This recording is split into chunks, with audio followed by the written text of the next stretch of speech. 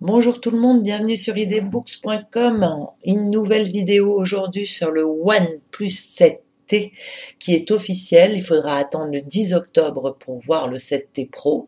Et en attendant, on a reçu le smartphone à la rédaction, donc on est très content parce qu'on va commencer à pouvoir le tester en profondeur. Et pour vous faire patienter, nous voulions faire un tour d'horizon sur tous ses points forts.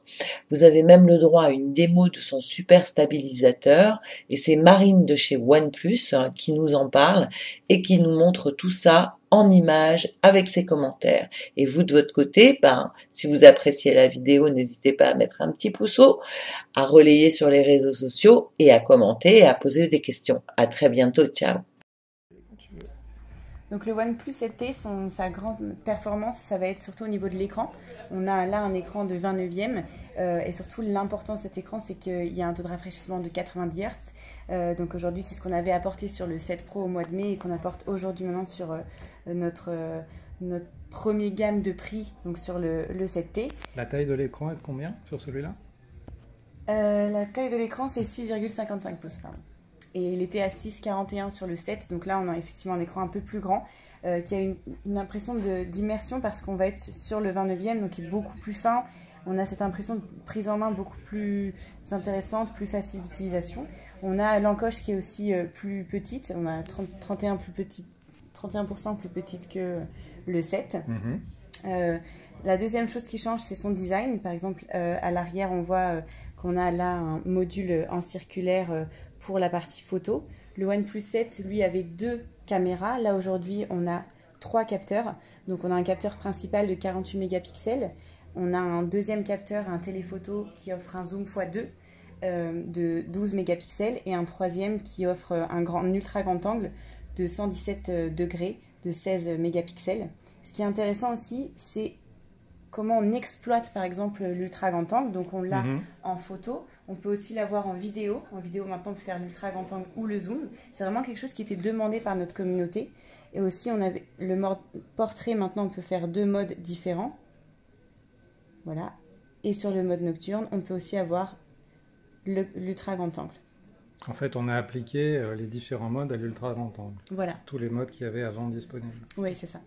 Et ce qui est intéressant aussi sur la partie photo, c'est le macro. Donc on peut aujourd'hui faire une photo, ça va être compliqué, j'ai rien sur moi, mais avec un focus à 2,5 cm.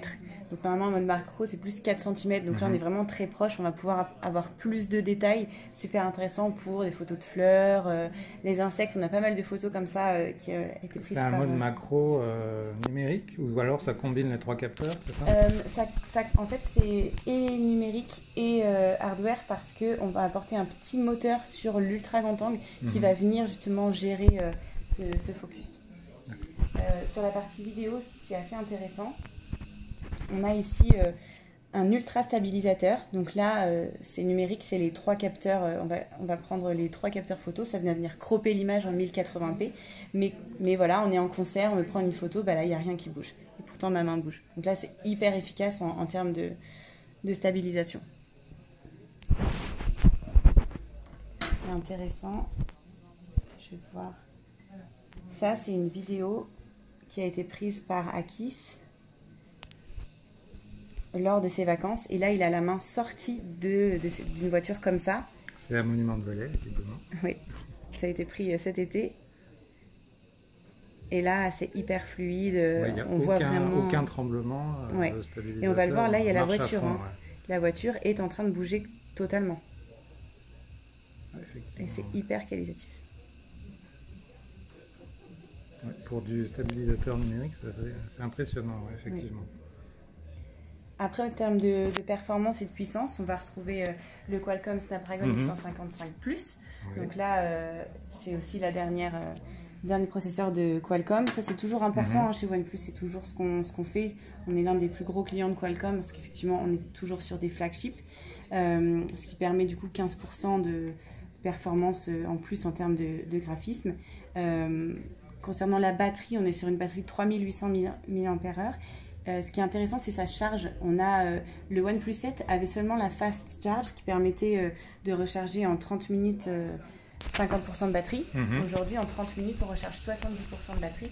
Et surtout, on recharge en 1 heure 100% de batterie. Ça s'appelle la Warp Charge 30T. 30T, d'accord. Donc c'est une charge 30 watts. Oui. Super rapide. Oui. Je crois que j'ai à peu près tout résumé sur... Il est avec 8 Go de RAM, Oui. c'est ça? Il est disponible en 8 Go de RAM, 128 de stockage, en 2 couleurs. Donc là, par exemple, on a ce qu'on appelle le glacier blue, Très très beau. un bleu. Ouais. En fait, c'est intéressant parce qu'on a, on a un effet mat, mais avec beaucoup de belles lueurs. Comme ça, dès que ça accroche la lumière, on a plusieurs reflets bleus. Mhm. Ça va être la même chose sur la version gris, qui s'appelle Frosted Silver. On a 2 versions comme ça, super sympa, ça accroche bien la main, c'est... Très très beau. Ouais. Cette couleur est vraiment réussie. Ok, je crois qu'on a fait le tour. Oui. Bah, écoute, je te remercie beaucoup. De rien.